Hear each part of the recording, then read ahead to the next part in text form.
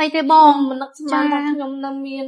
ម៉ូតូទីទៀតស្មានតែបងឲ្យខ្ញុំបងបដាច់ក៏ខ្ញុំអរគុណឥឡូវខ្ញុំបានបកគលម៉ូតូជូនបងប្រុសបងស្រីហើយយើងរៀបចំបងផ្ដាច់ជូនគាត់ហើយ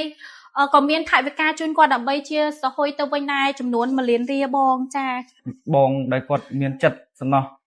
ខ្ញុំពីអ្នកដីពុនខ្ញុំនឹងគាត់បានបងផ្ដាច់ម៉ូតូឲ្យខ្ញុំមួយគ្រឿងហើយគាត់ជួយខ្ញុំមួយគ្រឿងទៀតម៉ូតូហើយគាត់ជួយលុយខ្ញុំធ្វើដំណើរទៅស្រុកចំនួន1លានរៀលទៀតទឹកចិត្តគាត់គឺខ្ញុំមិនអាចបំភ្លេចបានខាងប្រាក់សម្បត្តិគាត់បានជួយបងផ្ដាច់ម៉ូតូឲ្យខ្ញុំ